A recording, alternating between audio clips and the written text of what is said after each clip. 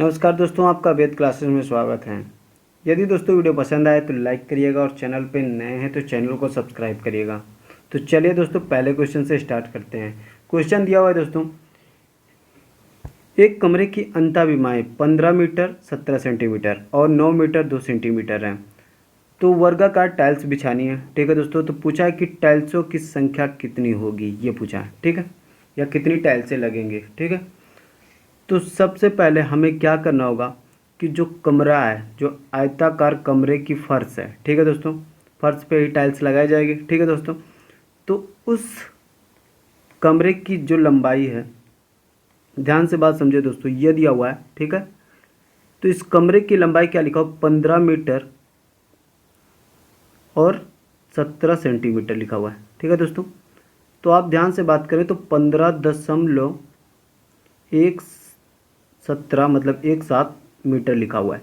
इसको आप जब सेंटीमीटर में बदल रहे होंगे तो ये आ रहा होगा 1517 सेंटीमीटर, यही तो आ रहा होगा। बातें समझ में आ रही, ये चीज़ें हुई।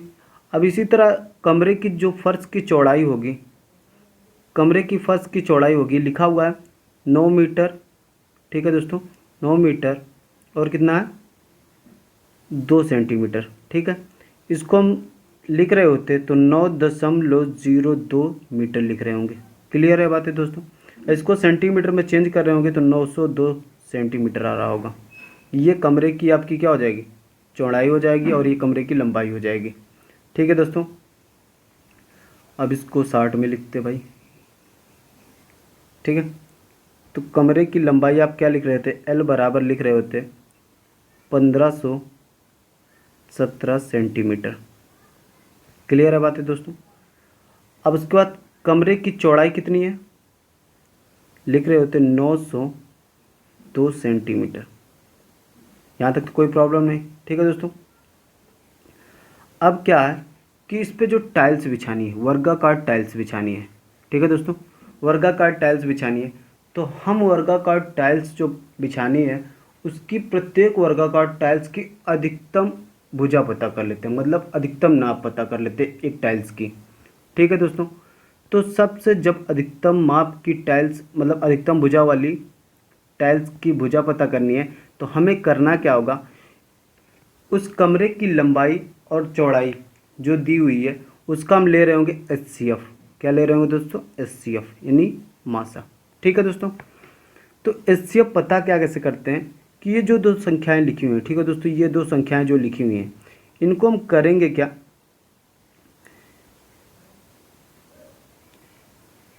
ठीक है दोस्तों, इनको करेंगे क्या, इनका HCF लेना है। तो सबसे पहले 1517 और 902 का डिफरेंट चेक कर लें, डिफरेंट निकाल लें। डिफरेंट निकालने से फ़ायदा क्या होता है दोस्तों, जो डिफरेंट आ रहा होता है यानी अंतर आ रहा होता है, मासा क्या होता है दोस्तों, या तो अंतर ही हो रहा होता है, इनका अंतर जो निकालते हैं, मासा इन संख्याओं का अंतर हो रहा होता है, या जो इनका अंतर आ रहा होता है उसी में से एक गुणनखंड हो रहा होता है, मतलब गुणनखंड में से कोई एक संख्या हो रही होती है।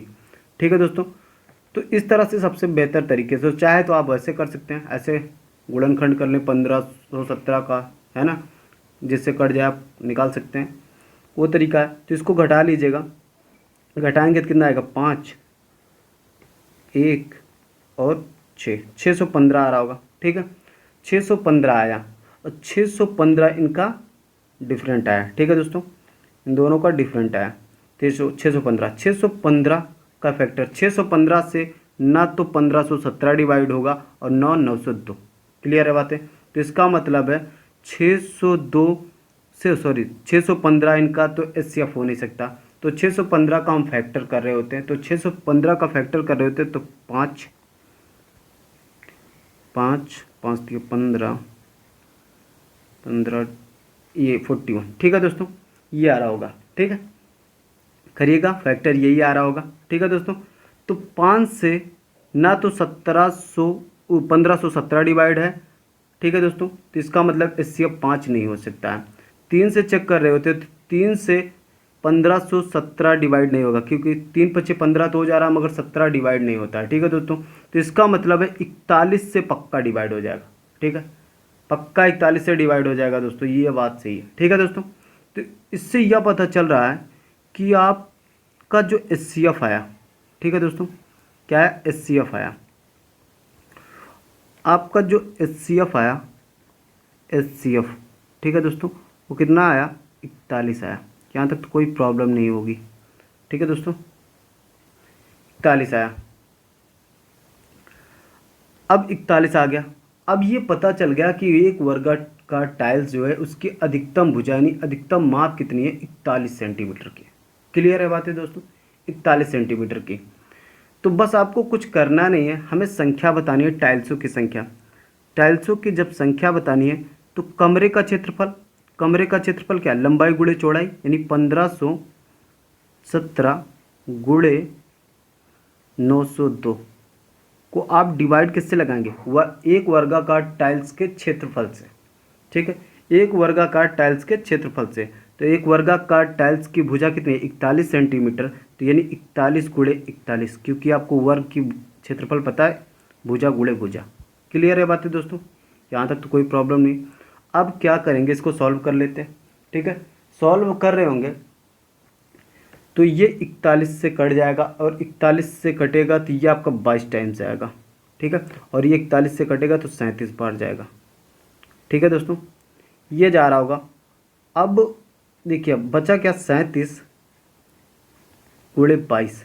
ठीक है, जब भी इस तरह का सवाल आए तो आप देखिए यूनिट डिजिट्स, देखिए इकाई अंक, देखिए इसमें 0 0 है। ठीक है, ऑप्शन पे, और बी वाले ऑप्शन पे 1 और डी वाले पे 4 है। तो हम क्या कर रहे होते, देखिए इकाई का अंक का गुणा करते तो 7 दूना 14, 14 के 4। ठीक है, तो इकाई का अंक इसमें 4 आ रहा है, तो आप बोलेंगे ऑप्शन नंबर डी पे, तो यही राइट हो जाएगा। और गुणा कर लेंगे तो 814 ही आएगा। ठीक है दोस्तों, 814 ही आएगा, पक्का है। ठीक है दोस्तों, इस तरह से ऑप्शन नंबर आपका डी सही हो जाएगा। ठीक है दोस्तों, समझ में आया। चलिए नेक्स्ट क्वेश्चन पे चलते हैं। नेक्स्ट क्वेश्चन यह है, लिखा है दोस्तों, 400 और 800 के बीच कितनी संख्याएं जो 4, 5 तथा 6 से पूर्णतः विभक्त होंगी। ठीक है, जब भी इस तरह का क्वेश्चन आ रहा हो दोस्तों कि इन संख्याओं से वो विभक्त हो रही है, ठीक है, जो भी संख्याएं दी है इससे पूरी तरीके से बढ़ जा रही है, तब वो संख्याएं जो दी हैं, ठीक है, उनका हम एलसीएम ले लें। ठीक है दोस्तों, यानी कि 4, 5 और 6 का एलसीएम ले लें। चलिए यहाँ से हटा के यहाँ लिखता हूँ, 4, 5 और 6 का एलसीएम, ये ऐसे लिखता हूँ।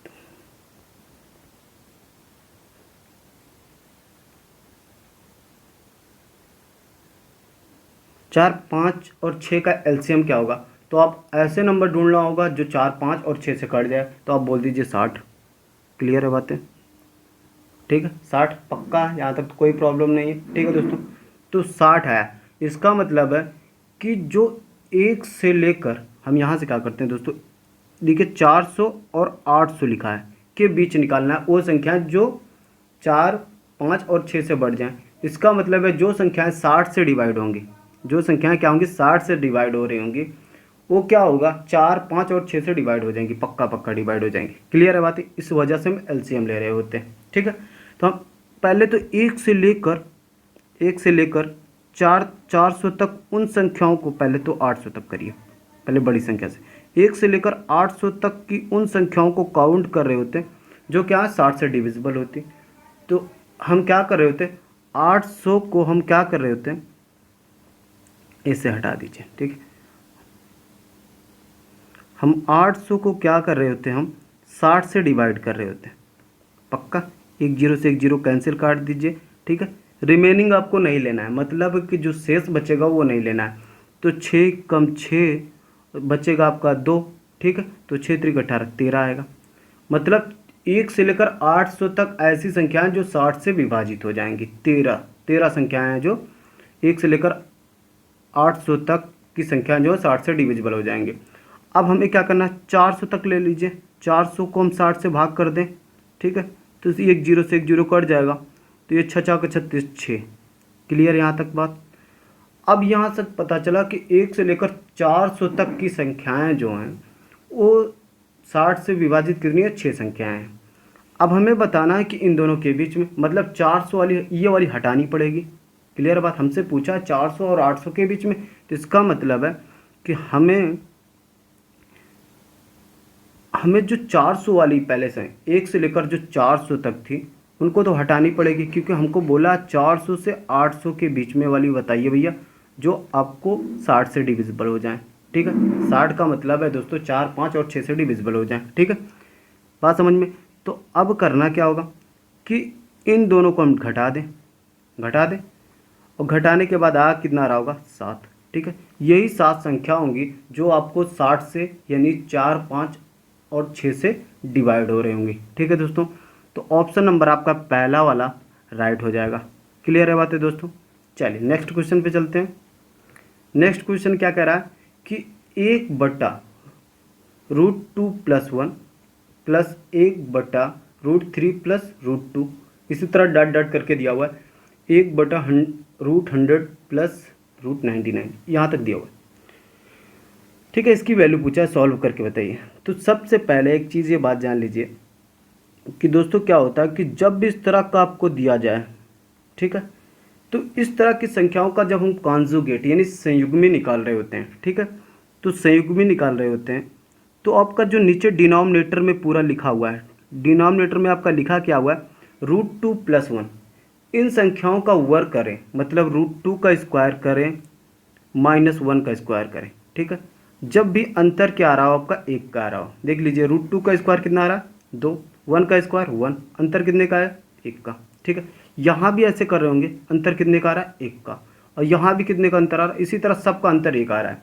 जब भी अंतर 1 का आ रहा हो, क्या आ रहा हो, अंतर 1 का आ रहा हो, तो जो ये संख्या है इसका मतलब 1/√2+1 का जो संयुग्मी होता है वो किसके बराबर होता है, मतलब बस वही नंबर जो नीचे लिखा हुआ है उसी को आप माइनस में लिख दीजिए, √2 - 1, ये हो जाएगा इसका संयुग्मी। क्लियर है बातें दोस्तों, यहाँ तक की कोई प्रॉब्लम नहीं। इसी तरह आप निकाल रहे होंगे, इसी तरह आप कह रहे होंगे कि 1/√3 प्लस √2, ठीक है, इसका आप संयुग्मी लिखना है तो क्या करेंगे √3 - √2 लिख देंगे, क्योंकि आप देखिए डिनोमिनेटर में जो नंबर लिखे हैं इनका स्क्वायर का डिफरेंस ले रहे होंगे, तो दोस्तों कितना आ रहा होगा 1 आ रहा होगा। ठीक है, √3 का स्क्वायर 3, √2 का स्क्वायर 2, 3 में से 2 निकाल रहे होंगे तो कितना आ रहा होगा 1। यहाँ तक तो कोई प्रॉब्लम नहीं। ठीक है, तो इनका संयुग्मी क्या होगा, बस वही नीचे वाला डिनोमिनेटर वाला नंबर क्या होगा माइनस में लिख दिया जाएगा। यहाँ तक तो कोई प्रॉब्लम नहीं होगी समझ में। ठीक है, अब इतनी बड़ी सीरीज हमें सॉल्व करने की ज़रूरत नहीं है। ठीक है दोस्तों, इतनी बड़ी सीरीज सॉल्व करने की ज़रूरत नहीं है। अच्छा ध्यान से बढ़ाएं, तो ये सीरीज एक जगह पे फिर दूसरी, फिर तीसरी कौन सी होती, तो तीसरी ये हो रही होती कि √4 प्लस √3, यही तो हो रहा होता। क्लियर बात, यही तो बड़ा, देखिए 2, 3, यहाँ पे 4 होता, 1, 2, 3 हो रहा था। क्लियर बात है, तो इसका क्या होता √4 - √3, यही तो हो रहा होता। यहाँ तक तो कोई प्रॉब्लम नहीं। अच्छा चलिए ठीक है, फिर क्या होगा देखिए, इन दोनों को हम क्या कर रहे होते हैं, इसको और इसको जोड़ रहे होते हैं। जो इसमें हो रहा होता वही तीसरी सीरीज के साथ चौथी, पांचवी, छठवीं, यहाँ तक की पूरी सीरीज के साथ प्रोसेस वही हो रहा था। ठीक है दोस्तों, तो हम 2 सीरीज को पहले सॉल्व करते हैं। देखिए 2 सीरीज को सॉल्व करना आसान है। ठीक है दोस्तों, अभी एक तरीका और बताऊंगा। ठीक है दोस्तों, तो करना क्या है, देखिए आपका, देखिए यहाँ पे प्लस का निशान लगा हुआ है, ध्यान से देखिए, तो यहाँ प्लस का निशान लगा हुआ, मतलब ये चीज़ को, इस चीज़ को मैंने ऐसे लिखा है और इस चीज़ को मैंने ऐसे लिखा है। क्लियर है बात है दोस्तों, लिखा है ऐसे। तो अब क्या, इन दोनों को जोड़ दें, तो जोड़ने के बाद देखिए प्लस √3 है, ये माइनस, सॉरी प्लस √2 है और ये माइनस का √2, ये कैंसिल हो जाएगा। आपका बच क्या रहा होगा, ध्यान से देखें, तो प्लस का √3 माइनस का 1, यही तो बच रहा है। मतलब ध्यान से बात करें तो जो ये पहली का है, पहली सीरीज का पहली सीरीज है, मतलब सीरीज का पहला पद है, और ये जो दूसरा है इसको दूसरा ना कह के लास्ट का है। तो ये बात निष्कर्ष निकल रहा है कि पहले पद का पहला वाला अंक बच रहा है माइनस में। ठीक है, और सेकंड वाले का यानी लास्ट वाले का हम कह सकते हैं कि जो बड़ा वाला नंबर है वो प्लस के साथ बच रहा है। यही तो बात निकल के आई। तो इस तरह से क्या हो जाएगा, इस तरह से पहले हो जाएगा और लास्ट वाली तो यही होगी। क्लियर है बात है, तो लास्ट वाली तो यही होगी, पहला वाला ये होगा और लास्ट वाला ये होगा। क्लियर बात, सब में प्लस के साथ चिन्ह लगा हुआ है। क्लियर बात, तो पहले वाले के साथ जो नंबर बचेगा वो माइनस के साथ, तो बचेगा क्या, -1 ही बचेगा, क्योंकि पहले में भी -1 बचा था। क्लियर बात। और लास्ट वाले में जो बड़ा नंबर है वो बच रहा था, देखिए यहाँ पे √3 जैसे बच रहा था प्लस के साथ, देखिए यहाँ पे। ठीक है, यहाँ तक तो कोई प्रॉब्लम नहीं हो रही है। अब इसी तरह ये 100 बचेगा, √100। क्लियर है बात है दोस्तों। अब √100 का स्क्वायर रूट मतलब 10, सॉरी 10, ठीक है, 10 -1, ये आ रहा होगा 9। क्लियर बात, ये आंसर हो जाएगा दोस्तों, ये आंसर हो जाएगा 9, ऑप्शन नंबर बी राइट हो जाएगा। क्लियर है बातें दोस्तों, यहाँ तक तो कोई दिक्कत नहीं हो रही। क्लियर है, ठीक है दोस्तों, यहाँ तक तो प्रॉब्लम नहीं हो रही। अब देखिए तरीका नंबर 2,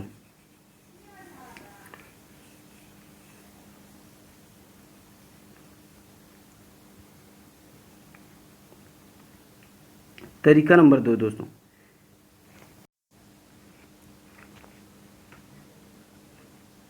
चलिए दोस्तों अब देखते हैं कि अब करेंगे क्या इसमें। देखिए इसको थोड़ा सा ऐसे कर सकते हैं, बिल्कुल ऐसे कर सकते हैं, इसको यहाँ भेज सकते हैं, इसको ऐसे भेज सकते हैं। मतलब क्या है कि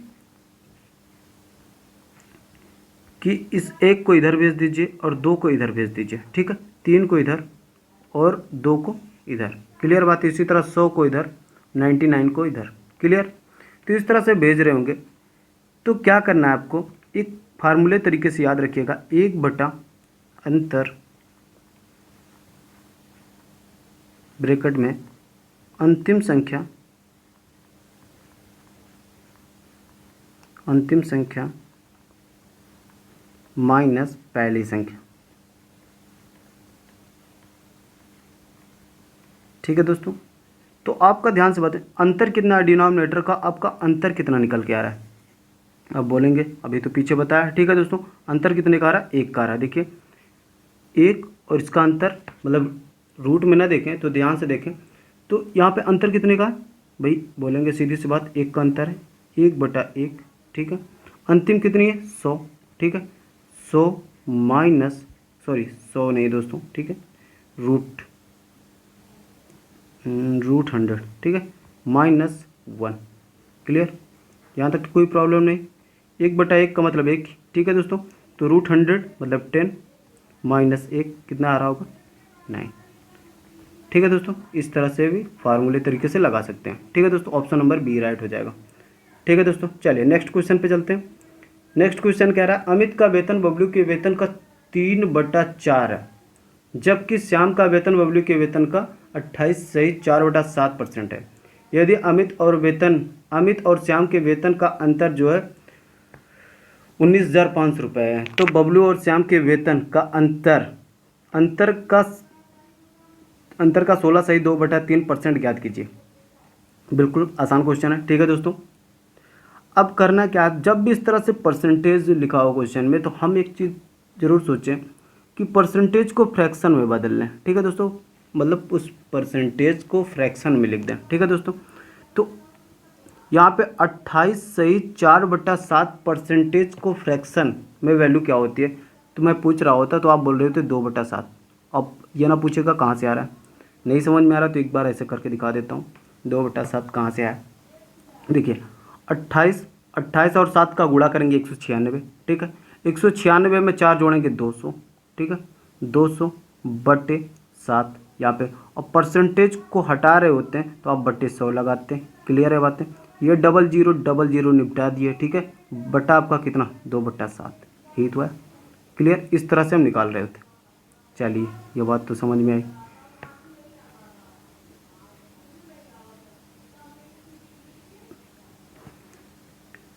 क्लियर, 28.4/7 परसेंटेज की फ्रैक्शन वैल्यू 2/7 आपने बोला। ठीक है, अब क्वेश्चन क्या कह रहा है उसको समझते हैं।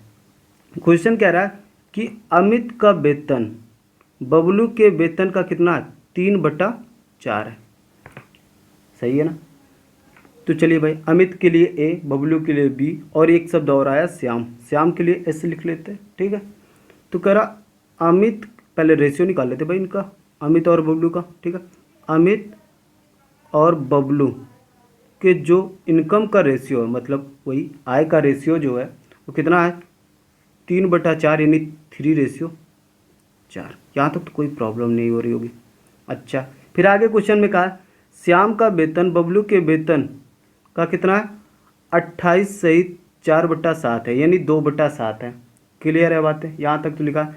मतलब लिख सकते हैं श्याम इस टू कितना बबलू भाई, ठीक है, कितना है 2/7 यानी 2:7। यहाँ तक तो कोई प्रॉब्लम नहीं, ठीक है। अब ये बातें हो गई। अब कह रहा है कि अमित और श्याम के वेतन का जो अंतर, आपको एक डाटा ये दिया हुआ है, ठीक है। अमित और श्याम के वेतन का जो अंतर दिया 19,500 रुपये दिया हुआ है। तो सबसे पहले करेंगे क्या, इन तीनों में हम रेशियो पता कर लें, तीनों की इनकम का रेशियो पता कर लें। सही है ना बात तो समझ में आ रही होगी। अच्छा भाई, ठीक है, यह कलम चेंज हो गई, ठीक है। अब क्या करेंगे, रेशियो पता करना है। तो रेशियो पता करने के तो कई सारे मेथड होते हैं, आप समझते हैं, ठीक है। अब देखिए पहला तरीका तो मैं बता देता हूँ, ठीक है। यहाँ से A रेशियो B आपका दिया कितना हुआ है 7:4। अब लिखेंगे क्या, ठीक है दोस्तों। देखिए यहाँ पे लिखा है S रेशियो B, कितना लिखा है 2:7 लिखा हुआ है, ठीक है। तो यहाँ पे S अनुपात B लिखा हुआ है, तो हम B अनुपात S लिख रहे होंगे, B अनुपात S लिख रहे होंगे, तो आपका आ कितना रहा होगा 7:2, ठीक है दोस्तों। हमने क्या किया है B और S में मतलब इंटरचेंज कर दिया, मतलब B वाले को पहले S वाले को लास्ट में, ठीक है दोस्तों। यहाँ तक तो कोई प्रॉब्लम नहीं होगी। अब हमें क्या करना है, A अनुपात B अनुपात S पता करना है, ठीक है। तो हमें A वाला लिखना होगा अनुपात, तो हम ऐसे मल्टीप्लाई कर लें, ठीक है दोस्तों। तो ये आ जाएगा 7×3 = 21, ये A की वैल्यू आ गई, ठीक है दोस्तों, ठीक है। अब कर रहे होंगे, अब ये किनारे वाले का गुणा कर रहे होते तो ये लास्ट में जो S लिखा है इसकी वैल्यू आ जाती, तो 4 दूना 8, ठीक है दोस्तों। अब तिरछा ऐसे गुणा कर लेते हैं तो ये S का अनुपात आ रहा होता है, ठीक है दोस्तों, जो बीच में B का आता है जो बीच में लिखा हुआ है, ठीक है दोस्तों। तो 7×4 = 28। यहाँ तक तो बात कोई दिक्कत नहीं होगी, ठीक है दोस्तों। ये तो रेशियो निकल के आ गया, ठीक है। अब ये रेशियो निकल के आ गया। अब क्वेश्चन में बोला क्या है कि अमित और श्याम के वेतन का जो अंतर है कितना दिया हुआ है दोस्तों 19,500 रुपये दिया हुआ है, ठीक है। अमित और श्याम के वेतन का जो अनुपात दिया हुआ है कितना दिया हुआ है, अमित और श्याम के वेतन का जो अंतर है, ठीक है, अमित और श्याम, ठीक है दोस्तों, यही तो है, ठीक है। तो अमित 21 है, ठीक है दोस्तों, और श्याम कितना है 8 है, ठीक है। इनका अंतर कितना आएगा दोस्तों, अमित और श्याम का जो अंतर आ रहा होगा वो 13 यूनिट का आ रहा होगा। 13 यूनिट किसको रिप्रेजेंट कर रहा है दोस्तों, 13 यूनिट किसको रिप्रेजेंट कर रहा है, आप बोल रहे होंगे कि कितना है 19,500 को रिप्रेजेंट कर रहा है। ये 19,000 13 से कितना गुना ज़्यादा है, ठीक है दोस्तों। तो आप बोल रहे होंगे 19 × 19, ठीक है दोस्तों। ये कितना आ जाएगा 19 × 19 बचेगा आपका 13 × 13 13 × 5 = 65, ठीक है दोस्तों, 1500 गुना, ठीक है दोस्तों। ये 1500 गुना 13 9 के 1500 गुना है, ठीक है दोस्तों। तो आपसे पूछा क्या है, पूछा यह है दोस्तों कि बबलू और श्याम के वेतन का अंतर बताइए। बबलू और श्याम के वेतन का अंतर, तो बबलू ये, ठीक है दोस्तों 28 है, और श्याम कितना है 8 है। तो 28 और 8 का अंतर जो होगा, ठीक है, 28 यानी बबलू माइनस श्याम। बबलू कितना है दोस्तों 28, श्याम कितना 8, इसका अंतर कितना आएगा 20। ये 20 ना होके दोस्तों कितना होगा 1500 गुना ज़्यादा, ठीक है दोस्तों, ठीक है।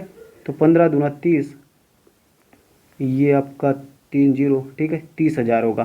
फिर बोला है पेपर में दोस्तों कि उसके अंतर का 16 सही 2/3, तो 16 सही 2/3 की जो फ्रैक्शन वैल्यू होती है दोस्तों, मतलब भिन्नात्मक वैल्यू 1/6 होती है, ठीक है। मतलब जो अंतर आ रहा है उसका 1/6 क्या होगा, तो हम क्या करना है 30,000 का 30,000 का 1/6 निकाल लें। क्लियर है बातें दोस्तों? यहाँ तक तो 1/6 निकाल लें। सॉल्व कर रहे होंगे तो 6 पंचे 30, ठीक है, ये 3 जीरो, ये आ रहा होगा 5,000 रुपये। ठीक है दोस्तों, 5,000 रुपये। ऑप्शन नंबर ए वाला राइट हो जाएगा। ठीक है दोस्तों, तो चलिए नेक्स्ट क्वेश्चन पे चलते हैं।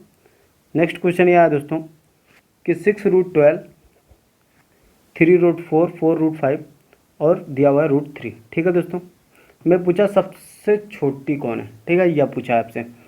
तो जब भी इस तरह से क्वेश्चन आ रहा हो, छोटा या बड़ा बताना हो, तो सबसे पहले रूट वाली नंबर लिखी हो, ठीक है। तो हमें क्या करना होगा का इसकी पावर बराबर करनी होगी। ठीक है दोस्तों, मतलब इसकी घात बराबर करनी होगी। तो घात बराबर करने के लिए, अच्छा दोस्तों एक बात बताइए, यह कितनी घात की करनी है? तो यहाँ पे कुछ नहीं लिखा है, तो ये हमेशा 2 घात की करनी होगी। और ये कितनी घात की करनी है? तो आप बोलेंगे 3, क्योंकि दिख रहा है। ठीक है दोस्तों, नहीं दिख रहा है तो 2 घात की करनी है। क्लियर है दोस्तों? उसकी घात नहीं दिख रही है तो कितने घात की करनी है? 2, क्योंकि ये स्क्वायर रूट है। ठीक है दोस्तों। अच्छा दोस्तों, आपको पता है ऐसे लिखा हुआ है ए की पावर, मतलब ए रूट में लिखा हुआ है, तो इसका मतलब ए की पावर हाफ लिखा जा सकता है। ठीक है, ऐसे लिखा होता बी, ऐसे लिखा होता 3√b लिखा होता, तो आप लिख सकते थे b की पावर 1/3, ऐसे लिख सकते हैं। क्लियर है दोस्तों? तो अब इसको कैसे सॉल्व करेंगे?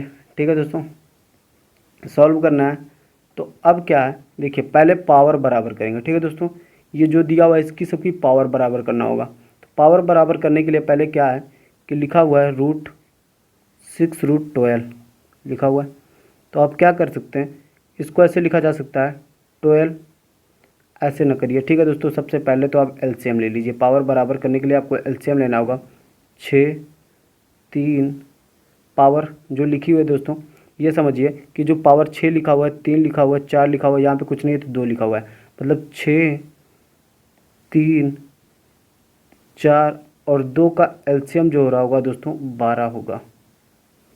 ठीक है दोस्तों, क्या निकाल लिया हमने इसका एलसीएम? एलसीएम 12 होगा। ठीक है दोस्तों, तो अब करेंगे क्या, यहाँ पे जो नंबर लिखा हुआ है, क्या लिखा हुआ है 6√12। ठीक है दोस्तों, 6√12 लिखा हुआ है। अब इसको ऐसे लिख सकते हैं कि 12 तो लिखेंगे ही। ठीक है दोस्तों, यहाँ पे जो पावर 12 लिखी है, ठीक है दोस्तों, यहाँ पे तो 1/6 आना चाहिए था। ठीक है, तो यहाँ पे हमको 12 करनी है। ठीक है, तो 1/12 लिख रहे होते, 1/12 लिख रहे होते तो यहाँ पे पावर 2 लगा रहे होते। क्लियर बात है दोस्तों? यहाँ तक तो कोई प्रॉब्लम नहीं। ठीक है, समझ रहे ना? ये 2 से 12 कट जाता तो 6 ही तो बचता। ठीक है, अब 12 की पावर 2, 12 की पावर 2 का मतलब होता है 12 बराबर 144, 144। ठीक है, और ये कितना आ रहा था 1/12। यहाँ तक तो प्रॉब्लम नहीं। अब करेंगे क्या दोस्तों, अब अगला नंबर कौन सा है? 3√4 लिखा हुआ है। ठीक है, 3√4 आप ऐसे लिख सकते हैं, 4 लिखेंगे, ठीक है, 1/12 लगाएंगे। ठीक है, इस नंबर में 12 में किस नंबर से हम भाग करें कि यहाँ पे आपको 3 मिले, तो आप बोलेंगे 4 लगा दीजिए। ठीक है, क्लियर बात है? यहाँ तक तो कोई प्रॉब्लम नहीं। अब ये हुआ 4 की पावर 4, 4 की पावर 4 मतलब क्या होगा, 4 चौक 16, चौको 64, 4 चौक 16, चौको 64, 64 चौका 256। ठीक है दोस्तों, ये आ रहा होगा 256 की पावर 1/12। यहाँ तक तो प्रॉब्लम नहीं। ठीक है दोस्तों, अब उसके बाद अगला नंबर कौन सा लिखा, 4√5। ठीक है, क्या लिखा हुआ है 4√5, 4√5। आप ऐसे लिख सकते हैं कि 5 तो लिखा जाएगा, उसकी पावर 1/12 लगाया जाएगा। ठीक है दोस्तों, अब 4 से 12 में भाग कर दीजिए। ठीक है, कितना आएगा 3, यहाँ पे पावर 3 लगा रहे होंगे। क्लियर है दोस्तों? 5 की पावर 3, ठीक है, कितना होगा दोस्तों, 50, 25, 5, 125, 125। ठीक है, 1/12। यहाँ तक तो कोई प्रॉब्लम नहीं हो रही है दोस्तों। अच्छा, अब कितना लिखा हुआ है, अब लिखा हुआ है √3 लिखा हुआ है। ठीक है दोस्तों, √3 लिखा हुआ है। अब √3 लिख लेते हैं। ठीक है, यहाँ पे आपको पावर कुछ नहीं दिख रही है तो 2 होगी। ठीक है दोस्तों, तो आप क्या करेंगे, 3 की पावर 1/12 तो लगा रहे होंगे, तो यहाँ पे 2 से हम 12 में भाग कर रहे होंगे तो 6 टाइम्स जाएगा, ठीक है। 3 की घात 6, ठीक है दोस्तों, 3 की घात 6, तो 3 त्रिक का 9 त्रिक 27, 27 × 27, हाँ 729, ठीक है दोस्तों, 729 की पावर 1/12, ठीक है दोस्तों। अब देखिए हमसे पूछा है कि सबसे छोटी संख्या बताइए, ठीक है, सबसे छोटा इसमें कौन सा है ये पूछा आपसे। तो जो संख्या आपको छोटी दिख रही है, ठीक है दोस्तों, इस चारों में वो छोटी होगी, और जो बड़ी दिख रही है क्योंकि आपको पावर बराबर है, ठीक है दोस्तों, तो जो छोटा सबसे छोटा आपको 125 दिख रहा है, ठीक है, तो 125 के सामने का नंबर यह है, क्लियर है दोस्तों। 4√5 सबसे छोटा होगा, मगर सबसे बड़ी की बात कर रहा होता तो 729 सबसे बड़ा है, तो √3 सबसे बड़ा हो रहा होता, तो सबसे छोटा पूछा है आपसे, तो 4 क्या होगा 5 होगा, 4√5, 4√5, ऑप्शन नंबर डी राइट हो जाएगा, ठीक है दोस्तों, ऑप्शन नंबर आपका डी हो जाएगा 4√5, क्लियर है दोस्तों। चलिए नेक्स्ट क्वेश्चन पे चलते हैं। लिखा है 2 अंकों की एक संख्या में इकाई के स्थान वाला अंक दहाई के स्थान वाले अंक से 2 गुना है, ठीक है, ये बढ़िया है। फिर कह रहा है यदि उन संख्याओं के योग में से 2 घटाया जाए तो अंतर उस संख्या के 1/6 के बराबर है, तो संख्या बताना है, ठीक है। तो इसको दोस्तों ऑप्शन से भी कर सकते हैं, मगर पहले मेथड से करेंगे, ठीक है। अब भैया संख्या 2 अंकों की है तो उसमें कुछ चीज़ें तो होती हैं, इकाई का अंक होगा और दहाई का अंक होगा, ठीक है। तो इकाई का अंक पूछ, इसमें कहा गया है कि एक संख्या में इकाई के स्थान वाला अंक, ठीक है, दहाई के स्थान वाले अंक से 2 गुना है, दहाई के स्थान अंक वाले से कितना है दोनों, दहाई वाला अंक मान लेता है x है, तो इकाई वाला कितना होता है 2x, 2 गुना है, क्योंकि इकाई वाला कह रहा है 2 गुना है, ठीक है, ये बात सही है। अब संख्या क्या बन रही होगी, अब संख्या क्या बनेगी, आप बोल रहे होंगे कि संख्या क्या बनेगी, दहाई वाले में 10 से गुणा, मतलब दहाई वाले में 10 से गुणा, 10 गुणे x प्लस इकाई वाला जोड़ देते हैं 2x, तो कितना हो जाएगा 10x, और जोड़ेंगे तो 12x, संख्या आपकी क्या बनेगी 12x, 12x बनेगी दोस्तों, ठीक है, ये 12x हो गई। फिर कह रहा है आगे वाली कंडीशन क्या कही जा रही है कि दोनों अंकों के योग में से, ठीक है, 2 घटा दिया जाए, तो संख्या क्या है, संख्या आपकी है 2, मतलब वो अंक क्या है आपके 2x और x, कह रहा घटा दिया मतलब दोनों अंकों को जोड़ दिया जाए, ठीक है भाई, 2x प्लस x मैंने जोड़ दिया।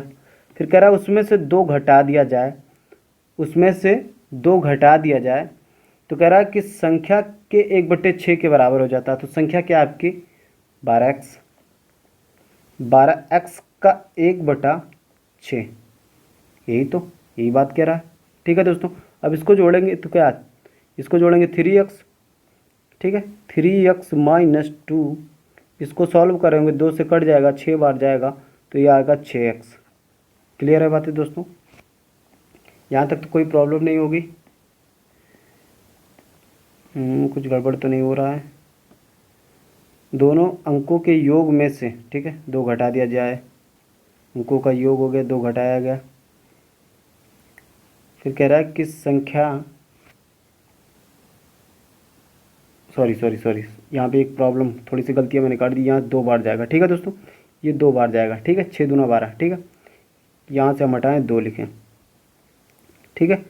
अब कितना आएगा, ये इधर इसको इधर भेज रहे होंगे तो कितना आएगा 3x - 2x बराबर 2, और x बराबर क्या लिख रहे होंगे 2, क्लियर बात, x बराबर 2। तो आपसे पूछा संख्या क्या होगी, तो संख्या आपकी 12x से आपने माना है, तो 12 गुणे 2 कितना आएगा 24, ये आपकी संख्या हो जाएगी, ठीक है दोस्तों, ये आपकी संख्या हो जाएगी, ऑप्शन नंबर पहला राइट हो जाएगा। ये तो दोस्तों पूरा मेथड था, ठीक है दोस्तों, पूरे वे से था। अब इसको ऑप्शन से लगाना हो तो कैसे लगाएंगे, ऑप्शन से लगाना है दोस्तों, तो अब क्या कर रहे होंगे, ठीक है, जो जो कंडीशन इसमें कही गई हैं उसको आपको फॉलो कराना होगा, ठीक है। अब देखिए कहा गया है कि जो इकाई वाली संख्या है दहाई वाली संख्या से 2 गुना है, दहाई वाली संख्या से 2 गुना है, ठीक है। तो पहला वाला ऑप्शन तो आप सही है, देखिए ये 2 है, ठीक है, 2 है, दहाई वाली संख्या 2 है, उससे इकाई वाली 2 गुना है, सही है, ये ऑप्शन सही है। अब इसमें देखिए ये 3 है, 3 से इकाई वाला क्या है 2 गुना है, ये भी सही हो सकता है। ऑप्शन से पहली कंडीशन करा रहे हैं, ठीक है दोस्तों, यहाँ से यहाँ तक की आपकी पहली कंडीशन है, ठीक है। उसके बाद यहाँ से आपकी सेकंड कंडीशन यहाँ तक है, ठीक है दोस्तों। तो दोनों कंडीशन जिस ऑप्शन पे सेटिस्फाई हो जाए वही आपका ऑप्शन सही हो जाएगा, ठीक है। और इसमें ये वाली तो हो ही नहीं सकता, क्योंकि देखिए ये 4 आपका दहाई है और 2 इकाई है, मगर कह रहा है कि दहाई वाली 2 गुना है, ना कि सॉरी इकाई वाली 2 गुना, ना कि दहाई वाली, तो ये ऑप्शन तो गलत हो गया। मतलब किसी भी हालत में आपका तो सी वाला ऑप्शन हो ही नहीं सकता, ठीक है। अब इसमें देखिए ये 4 है, इकाई वाला 8 है, इसका मतलब 2 गुना, ये भी हो सकता है, ठीक है। अब चलिए सी वाला तो कट गया, सी वाला तो ऑप्शन आपका कट गया। अब फिर नीचे वाली कंडीशन क्या लिखी गई कि जो संख्या है उनके अंकों का योग में से 2 घटा दीजिए। चलिए भैया, संख्या क्या है 24, मैंने लिया पहले ऑप्शन। 24 किस अंक कितने 2 और 4, इनको जोड़ लेंगे भाई, कितना आएगा 6, 6 में से 2 घटा देंगे, कितना आएगा 2, सॉरी 4, 4 है।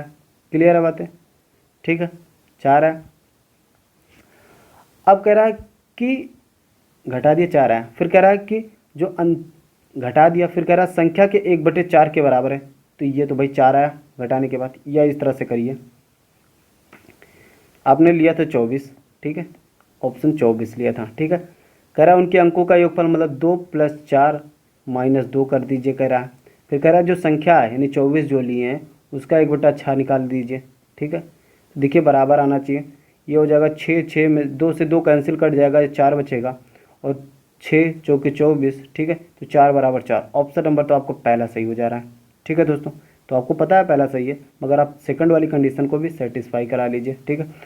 बी वाले ऑप्शन की तरफ चल रहे होते हैं, तो देखिए इनके संख्या को जोड़ रहे होते हैं, ठीक है। 36 लिया आपने, 3 + 6 - 2, ठीक है, 36 का 1/6 निकालेंगे, ठीक है, तो कितना हो जाएगा 6 3 9, 9 में से 2 निकल रहा होगा तो ये आएगा 7 बराबर 6 4 36, 6 4 36, ठीक है।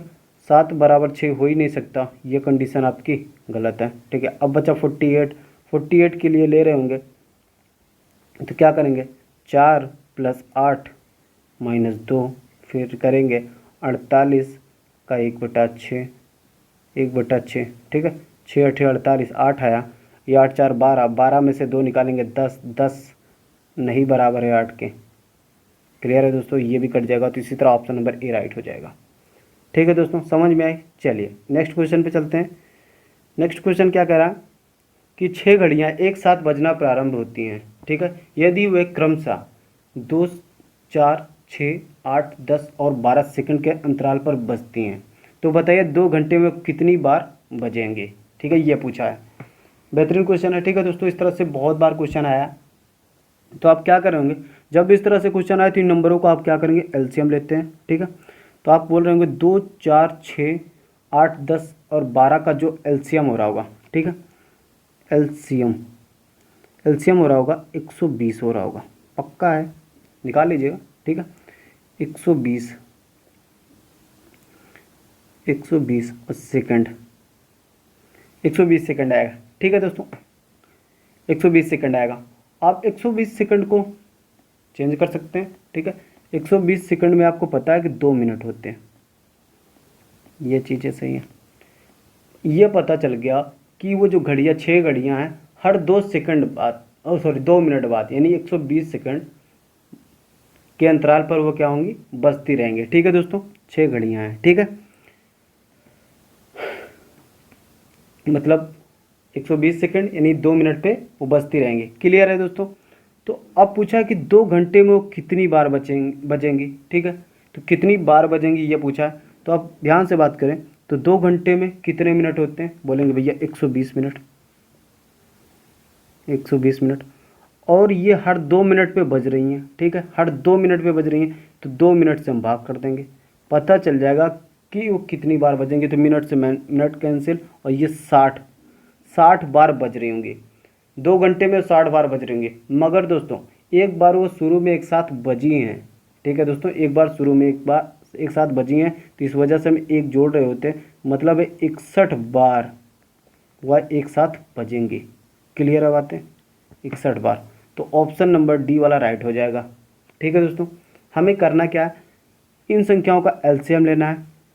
एलसीएम आएगा 120, ठीक है, सेकंड में आएगा क्योंकि आपका सेकंड में दिया था, इतने इतने सेकंड पे वो बज रही थी।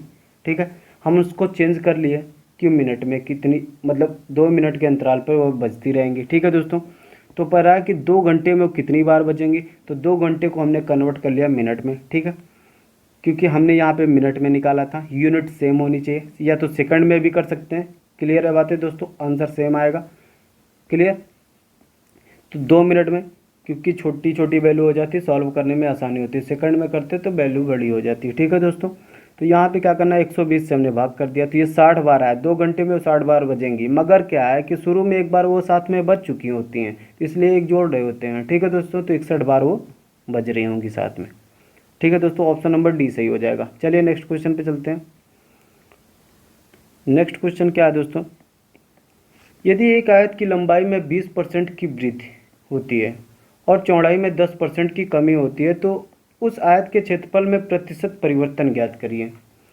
आपसे पूछा प्रतिशत परिवर्तन बताना है। ठीक है, तो प्रतिशत परिवर्तन के लिए आपको सबसे पहले एक बातें समझना होगा कि इस जितने भी डाटा दिए होते हैं, ठीक है, मतलब परसेंटेज वाली वैल्यू को हम फ्रैक्शन में चेंज कर रहे होते, तो आप 20% को आप फ्रैक्शन में लिख रहे होते तो 1/5 बोल रहे होते। क्लियर है बात है? और उसके बाद लिखा हुआ 10%, थोड़ा सा और यहाँ पे लिख रहे होते, 20% को आप कह रहे होते 1/5, और उसके बाद 10% को आप बोल रहे होते कि 1/10। ये बातें तो समझते हैं, 20% को फ्रैक्शन में बदलना है तो ऐसे लिखा जाता है, 20% लिखा हुआ है तो आप ऐसे लिख सकते हैं 20/100। ठीक है, सॉल्व कर रहे थे तो 20 कम 20 2500, तो इस तरह से 1/5, इस तरह से आपको पता है, ये कोई प्रॉब्लम नहीं होगी। ठीक है दोस्तों, अब होगा क्या, अब हमें पूछा है कि क्षेत्रफल आयत की बात कर रहा है। ठीक है दोस्तों, किसकी बात कर रहा है, आयत। तो आयत में होता क्या है, लंबाई और क्या होती है, चौड़ाई, उनका गुणनफल जो होता है वो क्षेत्रफल को डिनोट कर रहा होता है। क्लियर है यहाँ तक?